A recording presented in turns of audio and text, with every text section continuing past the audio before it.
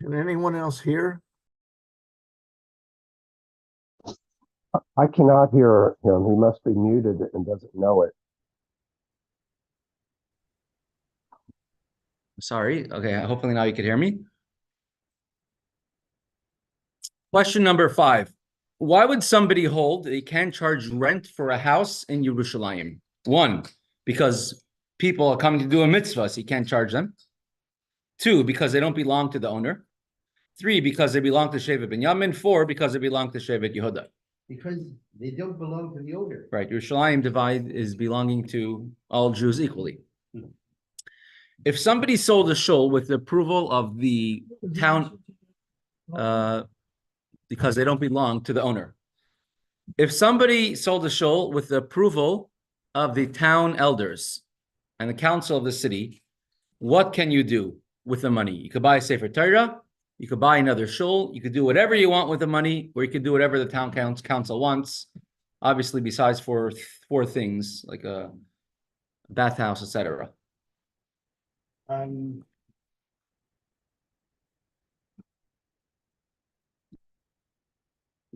Buy another shul?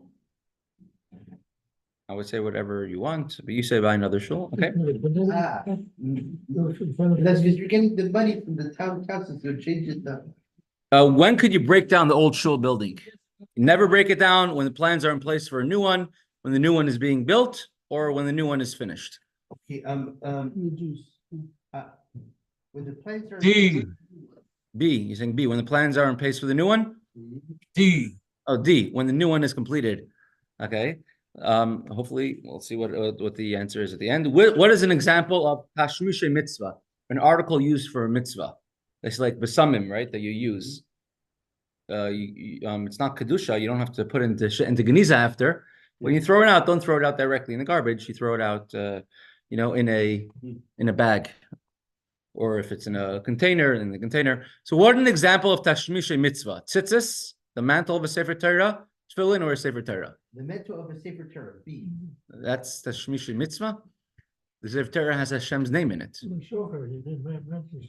it said actually the mantle of the sefer Torah. You said the mantle of a sefer Torah. Yeah, that's what I said. So that's a tashmish of a mitzvah, okay? Yeah. What is example of tashmish kedusha? An object used for kedusha. Kedusha means that you have Hashem's name. Tzitzis, lulav and esrog, tefillin, or a shul? Tefillin. Tefillin, very good. According to halacha, what should you do with your lulav when the time for the mitzvah is done? You should burn it with the chametz. Yeah. You can do whatever you want within reason, meaning you can't use it to start to become a broom in your house. You put it on top of the Aron Kodesh, or you save it for sweeping the house for Shabbos. What you burn it with the chametz. But again, That's according to halacha, not according to the minhag. whatever he wants within reason. So you say whatever you want within reason. Yeah. Throw it out, not directly. So let's see what we got. Even though I really like actually to burn it with the chametz is my preferred. Let's view our score. We got 70. Let's see what ones we have to get. What should be done with the money received from the shul? The correct answer is to buy an Aron Kodesh. Let's see the next one. If one sold a shul with approval of the town elders and council, what could you do? And the answer is whatever you want, because it was done with public approval. I was thinking maybe that the only thing is it really anything you want? I mean, besides for 4 things, within reason. Besides for a bathhouse and a tannery and anything like that. A house of idol worship. What a nightclub. What is an example of a tashmish mitzvah? And something which is used for a mitzvah, which doesn't have Hashem's name. So we gave the answer, the mantle of a sefer Torah, but the mantle of a sefer Torah is around the Torah, which has Hashem's name. So the correct answer is tzitzis. Tzitzis, you could wear it with you when you go into the bathroom. So when you throw it out, you don't have to put it into shemus. A talis you wear with you for davening, that you have to put into shemus. I was just thinking that it's like, here we have actually a talis katan, right? And the thing is, you also have actually or like someone can have actually Mickey Mouse, and you can have actually the tzitzis. So there it's like you're just simply fulfilling the mitzvah that if you have a 4-quarter Mickey Mouse shirt, you're Correct. gonna have tzitzis on it. But here. But We're middle, so if We were talking earlier about using tzitzis as a bookmark. Okay, so that it seems to indicate it does have some sort of Sanctity. sanctity, and this says that it does not. Right. So the question is, what type of sanctity? Is it talking about tzitzis from Metalis Katan or tzitzis from Metalis Gadol? The tzitzis from Metalis Gadol will definitely have that sanctity, and tzitzis from Metalis Katan doesn't necessarily have that sanctity in the same sense, even though it's used for a mitzvah. If it would have that sanctity, you'd have to take it off before going to the bathroom. And Like you take off your gartel, because gartel is something specific for davening. You take off your kittel on Yom Kippur, but you don't have to take off your talis katan. Talis gadol is something more holy. Later than that. What's in there, Tamid? Okay. Let's continue with the Gemara, or the very end of Daf Chav Vav Amud Beis, really 27a. We had the two opinions. Could you take a shul and make it into a base medrash, a house of study? Take a house of study and make it into a shul. So then the shul is actually holier than houses. We had two opinions, right? And the two opinions were, one is tadir, one is you're there the whole day, and one is that you mention Hashem's name. You say Iskadla V'iskadla Shmei Rabbah, Yeah. right? Ma'aseh Gadol, Talmud Gadol, what's greater, right? Learn Torah to the Talmud. And the conclusion we came to was that a base medrash is holier than a base knesses than a shul. That's halacha that we came to. The Hilchasa, Yeshua ben Levi says, the very last line on the page. Does we pass it that way or? Amar Rav Acha, yes, we passed in that way. We brought this fasemes. Kavasder Pavim Mistabra. Nowadays, to get around any type of potential issues, there's a big loophole which you could do, which is when you first dedicate the place, you say, I'm making it conditionally that it can be changed for anything.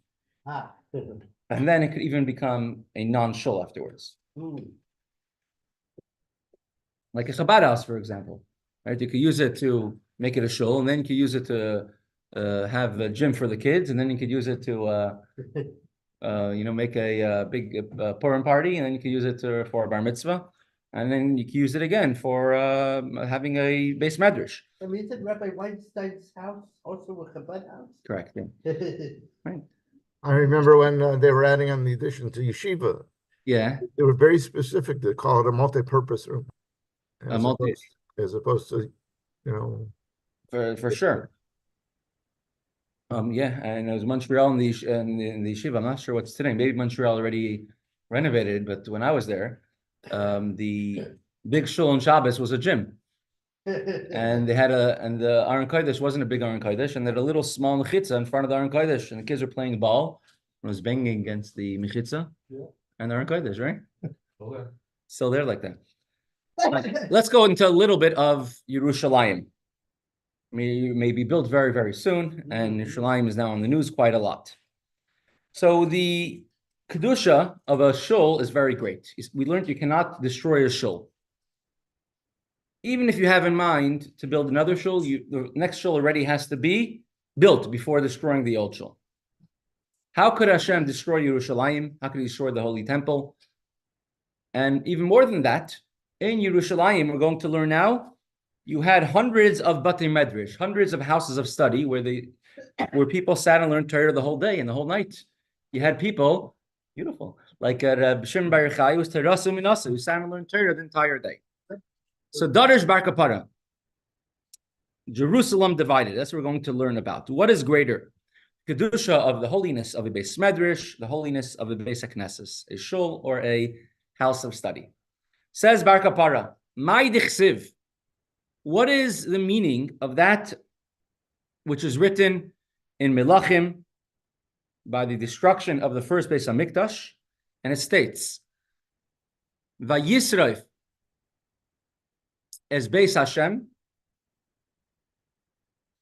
It says, and they burned the house of Hashem.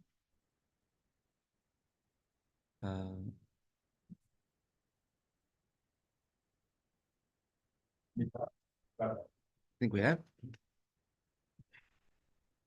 It says, on the 7th day of Av, Nebuchadnezzar came, he entered Yerushalayim, and he burned 3 different things. What are the three things over here? Number one is Beis Hashem, the house of Hashem, which is the Beis HaMikdash. Number two is Beis HaMelech, and the king's house, which is the royal palaces.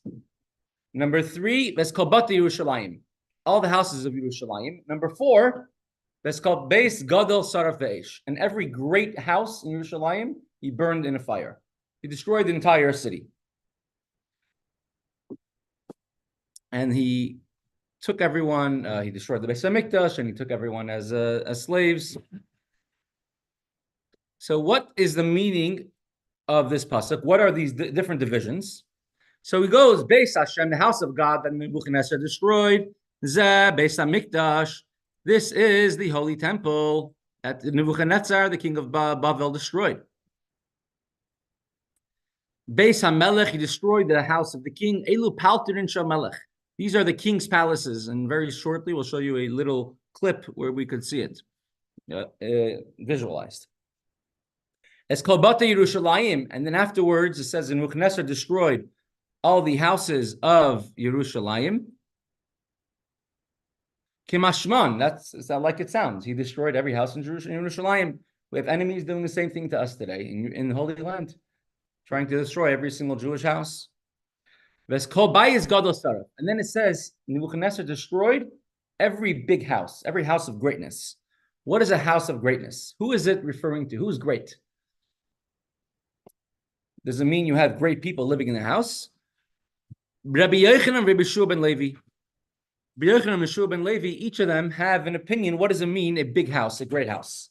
Chad Amar, one opinion says, Makom shemegadlim b'Torah, a great house that Nebuchadnezzar destroyed is referring to a house where the house is made great because people learn Torah there. The Chad Amar, and one say, Makom shemegadlim b'Tfilah. The house is great because it's a house where you have a great prayer. We have a lot of prayer. They make prayer great. How do you make prayer great again? Growth. There's different ways you can make prayer great again. If it's 27A1, if you have it here. Torah, we understand, is great. It says Yagla Torah v'yadir. Yagla Torah means make Torah great v'yadir, make it beautiful. As much Torah as we learn, there's more to learn. As deep as you learn, is another layer of depth in Torah. So that's Torah is considered to be davar gadol, a big thing. Tefillah, davening, could also considered to be a big thing. How is tefillah a large thing, a great thing? What do you say during davening? You only say when you have a minyan. Yiskadal v'yiskadash shmei rabba. Yiskadal means should be made great. Hashem's name should be made great. May Shmei Rabbah, his great name. Yehei Shmei Rabbah mevarach la'olam. May Hashem's name be blessed forever. So the idea of a Beis HaKnesses, a house of where you daven, is you're gathering together to make Hashem's name great. There's a Masai Gadol Kashu Be'ir Lekenu, right?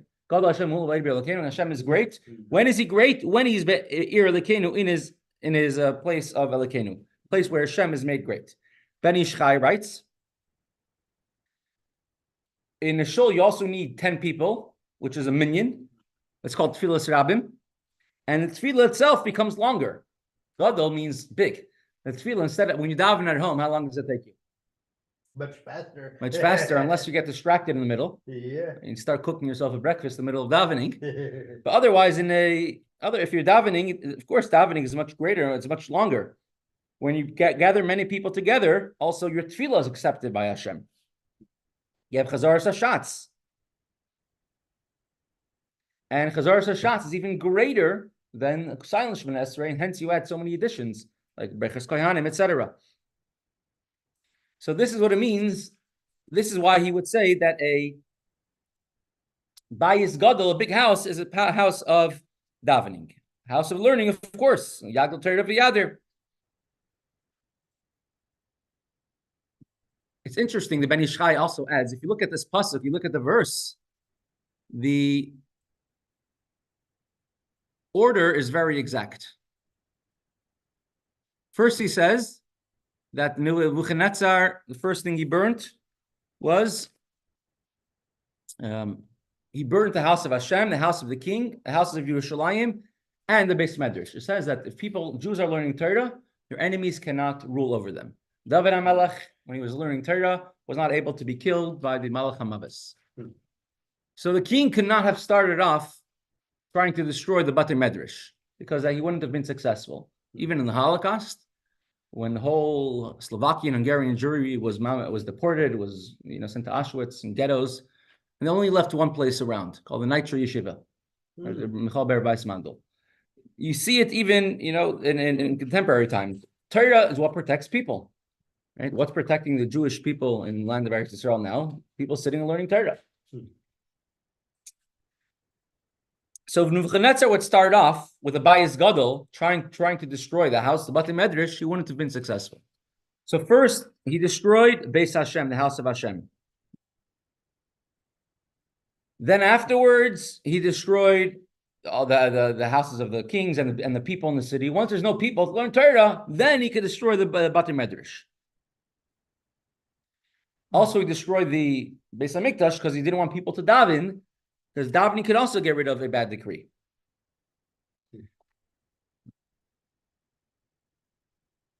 So this is a place where Torah and Tefillah is great. Manda Amar Torah, the opinion which says that a Bayis Gadol, a great house, is called Torah, Dichsiv, because it says in the pasuk, Hashem chafes l'man sidkai, Yagdil Torah v'yadir. Says Hashem was pleased for the sake of his righteousness, Yagdil Torah v'yadir, to make Torah great and glorious. So Torah is called Gadol, called great, because through learning Torah, through learning in Beis Medrash, you make Hashem's name great. Manda Amar Tefillah, and the opinion which says that a Bayis Gadol, a large house which Nebuchadnezzar destroyed, was a Beis Knesses, a house of davening. Tichsiv, the reason is because it says in a pasuk in Yeshaya, Saprana Hagdoilas Asher Asa Elisha. The king Yehoram, remember if he's a good king or a not good king? Who is he the son of? Achav. Son of Achav? No, he was a wicked king. Exactly. And so Elisha was a prophet of Hashem, a Talmud of Eliyahu Navi. He had a attendant, a Talmud. His name was Gehazi. Gehazi was a very, you could say, self-endearing person, someone who wanted to make himself great, to become wealthy. And he was Elisha. He only connected himself to Elisha because he wanted to make himself great. He thought by connecting to Elisha, he'll become great. So the story how Elisha would go to a Shunamis woman, who would pass by the house, and she made for him a special room in the house, a bed, a chair, a table. He could learn, a lamp. And Ira HaKoyin, Shalom Aleichem. Welcome, Shalom. He just changed your name to executive producer. Right. Let's see. Did you tell Bob Minsky that made a special announcement on his birthday the other day, and he was nowhere to be found? Really? Remember? How could you forget? I came to the class. I was looking for a nice background. I'm sure you'll find one soon. It's on its way. It's on its way. Keep watching your mailbox. You make it exciting for everyone. So you remember Meyer Cohen, all Shalom. He's always with dear. So Elisha, it takes a court for a man to admit his wife is wrong. Oh, that's an old one. You read that last week. It is a very brave man. that was last week, so I have to put up a new one. Sorry. I'll get there. You get there. Okay, we'll continue, and when you get there, we'll okay. To see. The woman had a son. His name was Yoina. Yeah. Later on, he became a Navi, but one day he passed away. He was sick in the field. He passed away, and she went to Elisha, and Elisha came and did Tchias HaMesim. He brought the boy. He passed away. Brought him back to life. With the first CPR. With the first CPR, correct. Yehoram the king asked Gehazi. Gehazi was the attendant of Elisha, who Elisha first sent in order to bring the boy back to life, and gave him very specific instructions, and he did not listen to the instructions of Elisha. Elisha had to come himself. So Gehazi is telling Yehoram, the king, everything that Elisha did, how he brought to life the child who passed away. Saprin Ali Hagdoilas Asher Asa Elisha. Tell me about the great things Elisha did. So the Torah calls the things that Elisha did great. He brought the child back to life. How did he bring the child back to life? The Elisha the Avid, Berachamehu the Avid. And Elisha brought the child back to life through his prayers. So we see that prayer is called Gedula. It's called something great. As it says over there in Navi, Elisha came into the room where the child passed away, and he closed the door and he prayed to Hashem. Then he went and put his mouth on his mouth and his arms on his arms and did CPR and brought the child back to life. But Elisha first closed the door and first davened to Hashem. There's a question that Chaim Pfeffer asks on this. Says, how do you know Elisha brought the child back to life? Through, what does it say, Ira? Telling us all this excitement about the eclipse seems, can't see it, shady to me. That's a good one. Okay. Thank you. How do you know that Elisha brought the child back to life through prayer, through davening?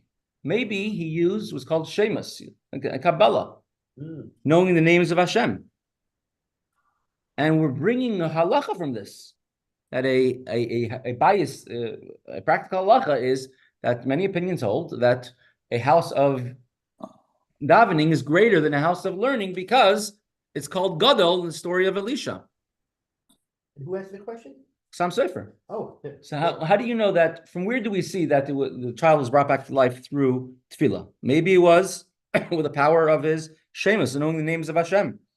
We see many different stories. We see in Shas and Sanhedrin that there is different Amirayim that through names of Hashem they brought beings into existence. Sefer Yetzirah is actually mentioned in the Gemara. Correct. It says in Mesechta Sanhedrin about Sefer Yetzirah, Erev Shabbos they would make a fat calf, 3 years old, out of names of Hashem. They created people. We know Maral Pra created a person through Sefer Yetzirah. It says the father Shmuel came to his house miraculously from very far away through names of Hashem, and Shmuel was born from there.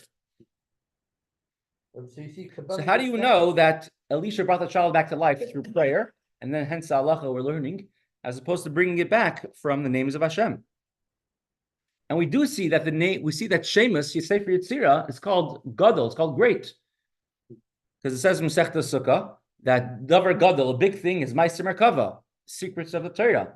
And the Davar Katan, a small thing, is Abaya Verava, the Shas, the Gemara, halacha. That's a small thing. And the big thing is Meiser Merkava, Kabbalah. So maybe the Gadol, the greatness of Elisha was that he was able to use the names of Hashem to bring the child back to life.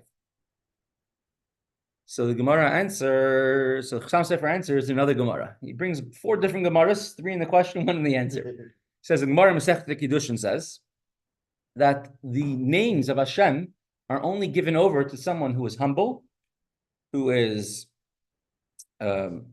modest, and additionally, Yerushalmi adds that he does not take anything from anybody, never asks anybody to do anything for him, never takes a favor from anybody. And the Gemara in Mesechta Bracha says that if somebody wants to have benefit from this world, he should try following Elisha, which he had the minimum. He had a bed to lay on and he had a lamp. That's all he needed. So Elisha did have benefit from others and from this world. The woman made him a room where he could stay. So therefore, being that Elisha was somebody who did have benefit from others, even in the most minimal way, therefore the shemus were not given over to him, the names of Hashem, and therefore he brought the child back to life, had to have been through tefillah, through prayer. From there you learn halacha. What is a bayis gadol? What is a big house? A house shemegadlin by tefillah. House where you daven. And the Rebbe would bring this down, I don't know, dozens, or maybe even hundreds, but many, many, many times when describing 770, he used both words, Bayishim Gadlin by Torah, Bayishim Gadlin by Tefillah. A house where you make Tefillah great, a house where you make Torah great. Because of there, you daven over there, plus you have a Beis Medrash where people learn over there. But more importantly, the Rebbe davens there, and the Rebbe says Torah there. So that's what makes a place great. And he called 770 with this name many, many, many, many times. The Bayishim Gadlin by Tefillah, Torah Bayishim Gadlin by Tefillah. Concludes the Gemara to Stayim. The Yeshua ben Levi the Amar Makom Shagadlin by Torah. Yeshua ben Levi is the one that he says a Bayis Gadol, a great thing is a house, a Beis Medrash, a house of study. And Amar Yeshua ben Levi, as Yeshua ben Levi says, Beis HaKnesses muter la'asois Beis HaMedrash. You're allowed to turn a shul where you daven into a study hall where people learn Torah. So therefore, Yeshua ben Levi, as we said earlier, he says there's two opinions. We don't know which one said what. One was Rabbi Yochanan and one is Rabbi Yeshua ben Levi. One said that a gadol, a great house, which Nebuchadnezzar destroyed, is a house of Torah. One says it's a house of Tefillah. Comes out that Rabbi Yeshua ben Levi was the one who said that a bayis gadol, a great house, is the one where you learn Torah. Shema Mina, from here it's a proof that what is considered to be a bayis gadol, a big house is a bayis from gadol by Torah, a house where you learn Torah, and that is considered to be the greatest house.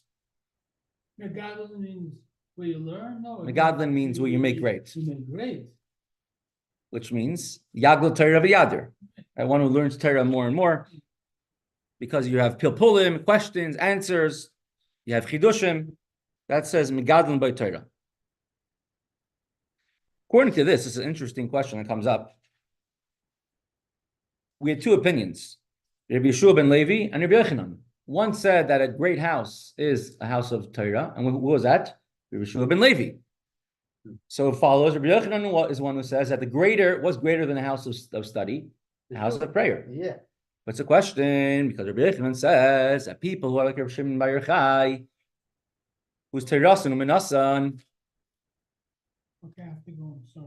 Yeah, Shabbat Slacha, an appointment.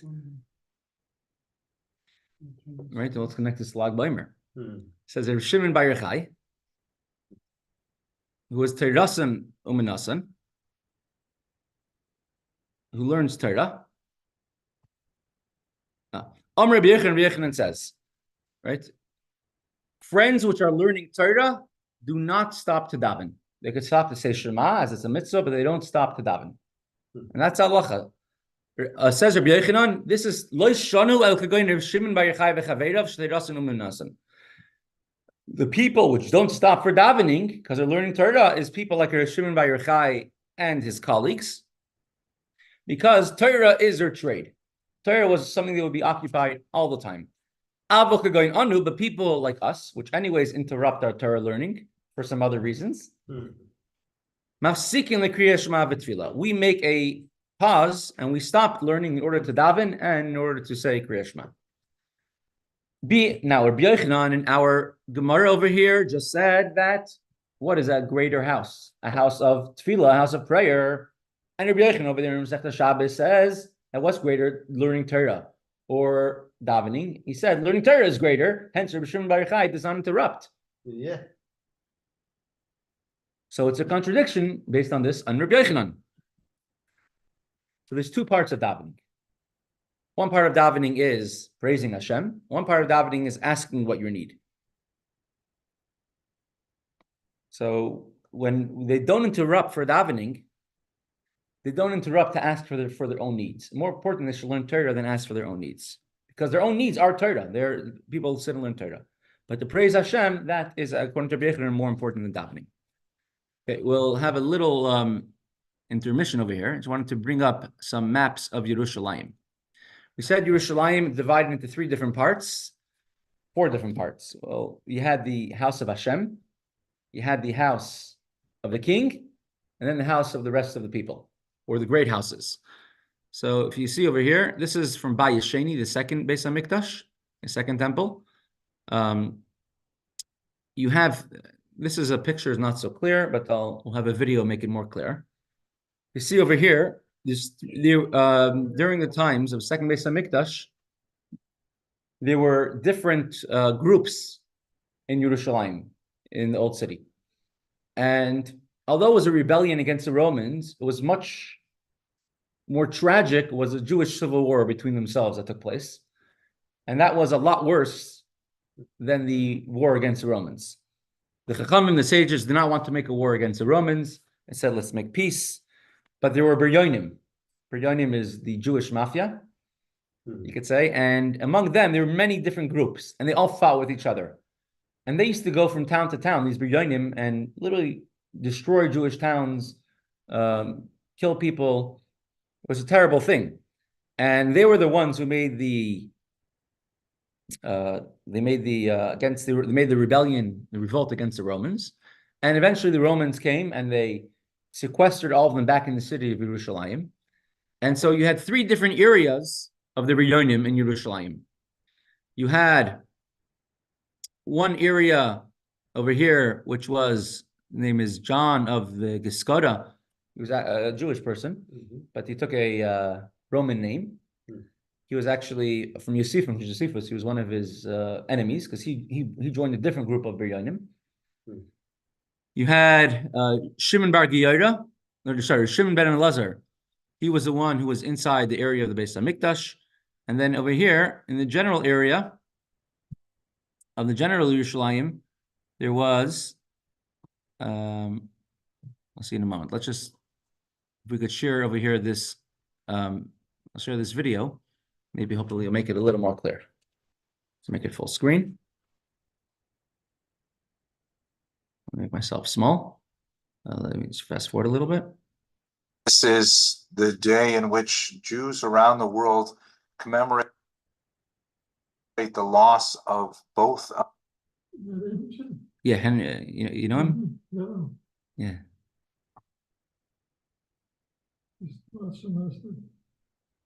So the Jews actually had some form of government, but it was entirely dependent on Rome.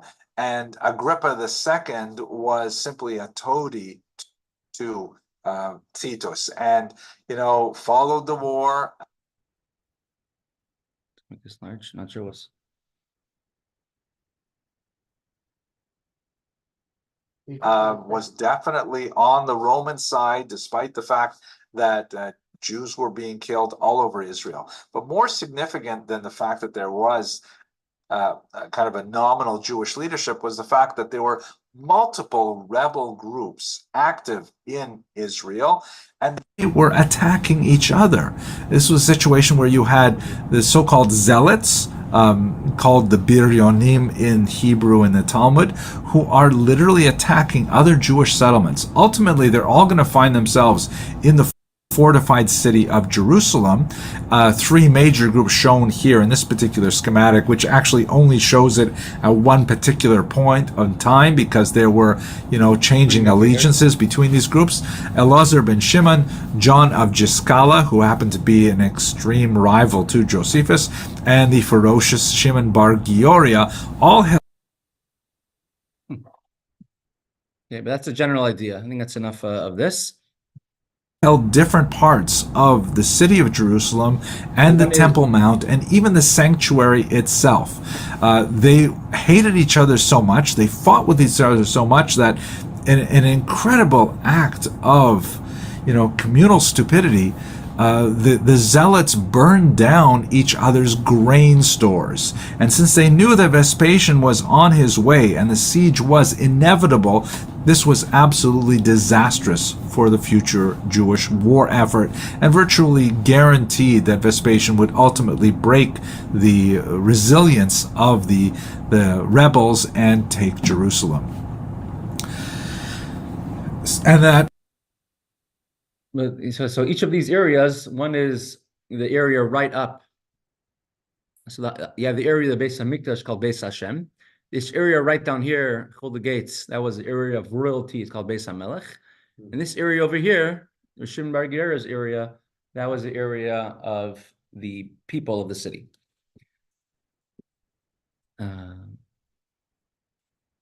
What does Shiur mean? Kiera, I'm not sure. Kiera is a lion, I think. I see, because I was wondering whether maybe in any case actually you being descended from a gear, I don't know. Okay. Um,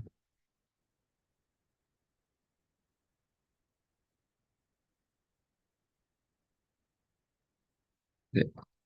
So we could we could X out all these tabs over here of the old city of Yerushalayim, upper city, lower city. But this is what it means in different areas of Yerushalayim. Okay. Going to have a little bit of a, I said we're going to start a mimer called Veyadaata Moskva. Called Veyadaata Moscow. Not because it talks about Moscow, but rather because it was said in the city of Moscow in the year 1897, 96 rather. Taf Reish Nun Zayin. Friedrich Rebbe then was 16 years old. The Rebbe Rashab then was 37 years old. Because of his health at that time, the Rebbe Rashab had to leave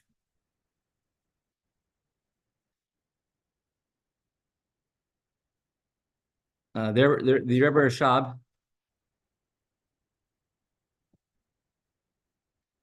had to leave Lubavitch, and he went to Moscow for health reasons. Together with his Rebbetzin. Now this is before the Shiur of Tamar Tzmim was made. The Rebbe Rashab was a Rebbe already at this point for 13 years. He only officially accepted the leadership of Chabad only about 5 years before this. And he said a famous mimer there called Veyadaata Moskva, Veyadaata from the mimer of Veyadaata from the city of Moscow.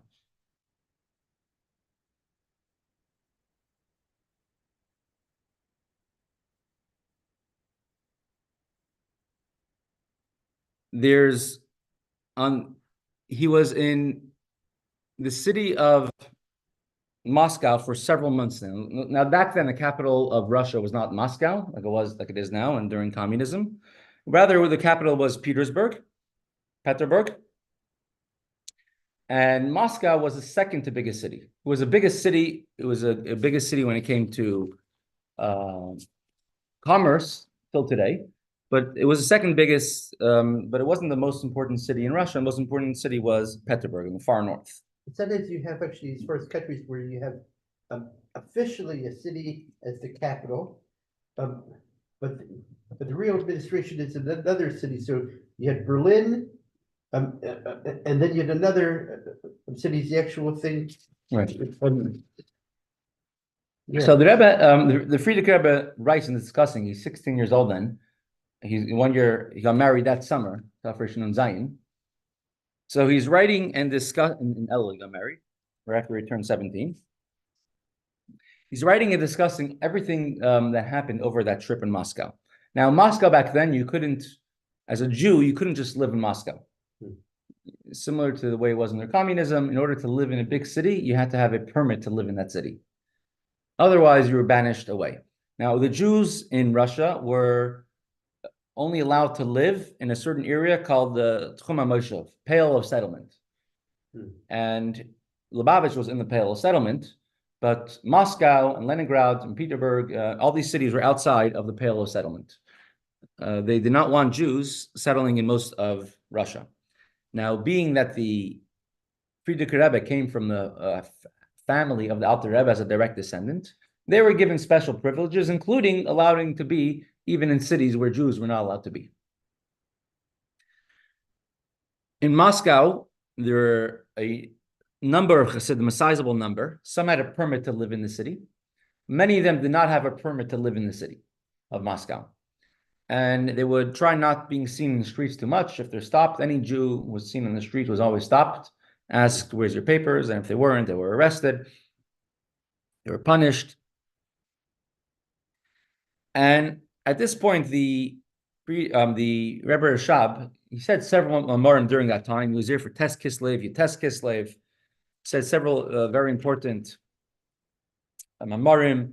There was a very wealthy family of Hasidim, whose last name was Manasan, who they owned several houses and buildings in Moscow, besides sort of their other businesses. And the Rebbe Rashab was there, and many, many Hasidim from the whole city came to Moscow to be with the Rebbe Rashab. And this Chassid Manasan gave his house, and he gave meals to everyone who came. And the Rebbe Rashab at one point said how there's nothing to be nispel from it, saying if you have a permit, you don't have a permit. These are all things from this world, but you should know that really there's nothing but Hashem. And he said the Maimer Veyadaata Moskva, to know. It's very important to know that there's nothing but Hashem. And the Frierdiker Rebbe describes many of the beautiful sichos that the Rebbe Rashab said.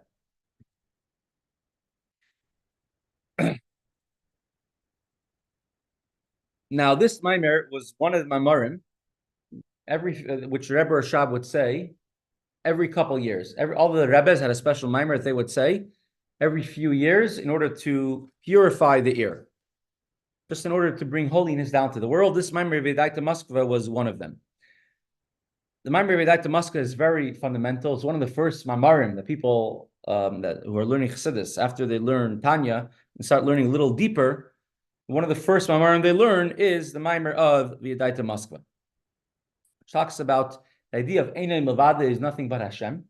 In addition, also we learn over there about the idea, the difference of Shem Havaya, Shem Elikim, the name of Yudkei Vavkei, and the name of Elikim.